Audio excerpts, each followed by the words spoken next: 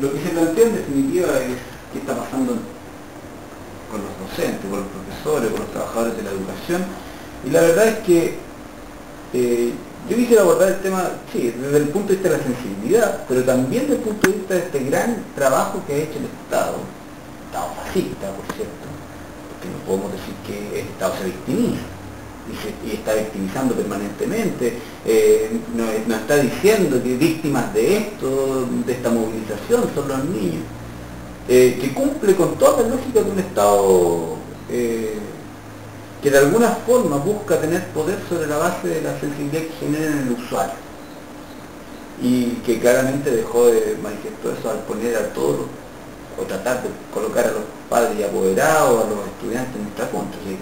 El día que estuvimos gritando contra la Bachelet, el día en que inauguraba la estación del metro San José de la Estrella, había una gran cantidad de personas que estaban dispuestas allí precisamente para denostarnos a nosotros.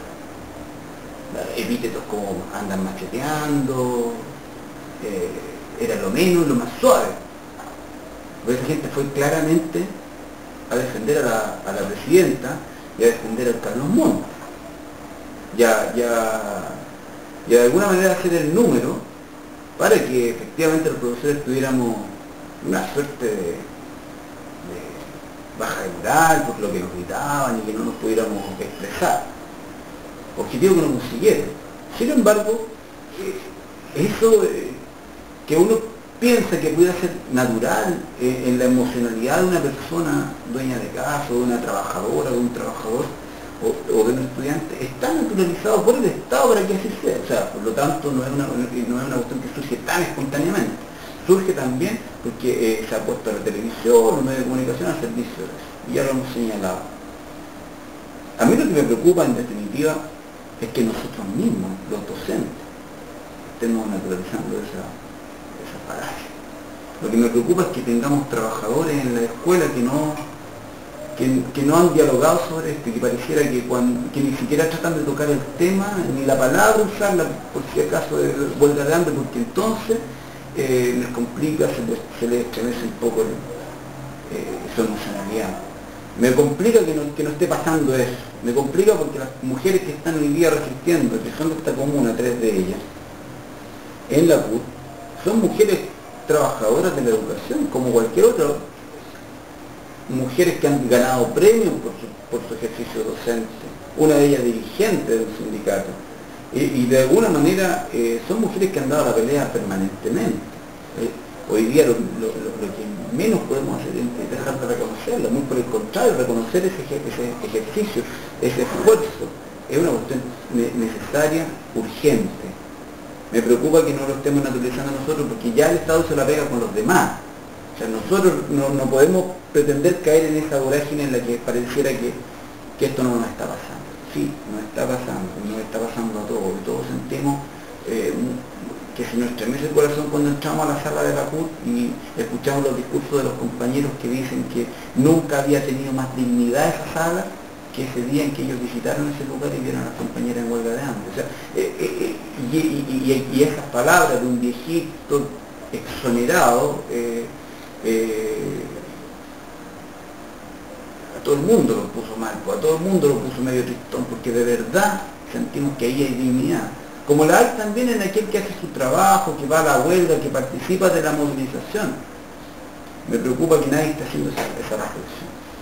Como digo, el Parlamento, o sea, el modelo ha hecho ya su pega, ha dividido los sindicatos, ha dividido a los trabajadores, ha generado brechas entre las acciones de los trabajadores formales marchando en las calles y la opinión pública.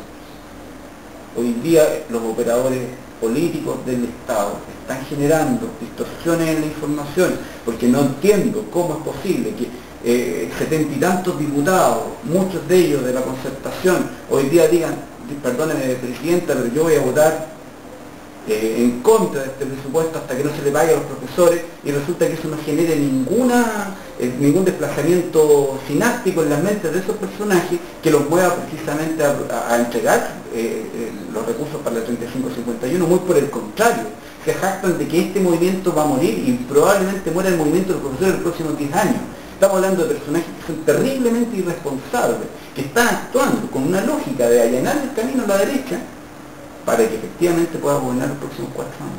O sea, con todo ese panorama, claro, nos baja la moral, pero para eso estamos acá, para denunciar esas acciones cochinas y sucias de quienes han traicionado y siguen traicionando a la clase trabajadora, de quienes han traicionado con palabras y con discursos, pero que se desdicen o que votan, o que no votan y se llenan, o sea, o que se abstienen de votar, como ha pasado.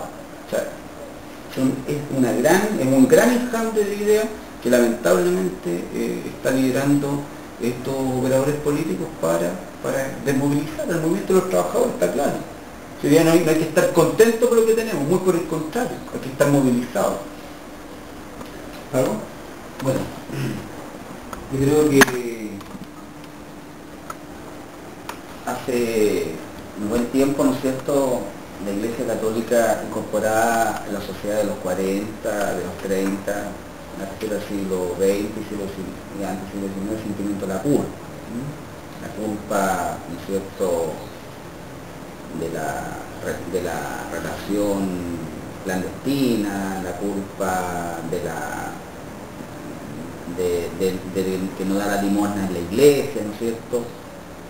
Y hoy día el Estado laico actual ha incorporado las culpas sociales, digamos. Uno debe sentirse culpable por estar organizado, culpable por hacer valer su derecho. Entonces existe muy fuerte eso. Y voy con eso, Marco, aquí esa situación se está transmitiendo en la gente. La gente no está creyendo en sí misma. La gente tiene temor a lo que el medio de comunicación diga.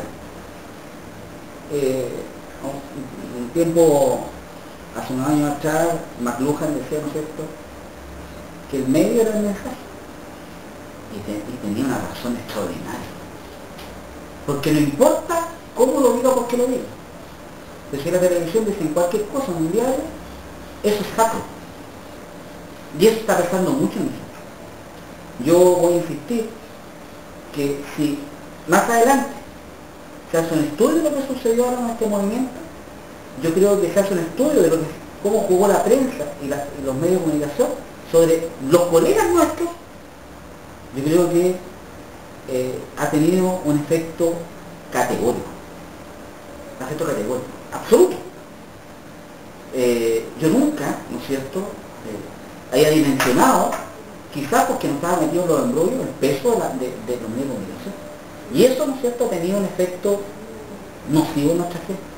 Entre ellos, la insensibilidad. Si, no sé, pues, lo que dijo acá Arena, Cristian, compañero, a la gente le importa un rábano, a muchos, ¿no es cierto?, lo que está pasando con las compañeras allá en la Cruz. Yo hoy día hablaba con una colega que conoce a esta, y ella hablaba, y es parte del gremio que está en paro, y ella está en cualquier cosa, es decir, oye, que estoy en esto, en lo otro, pero el tema es que hay gente que está paralizada y que está en huelga de hambre, para ellos no era tema. El tema era cualquier otra cosa.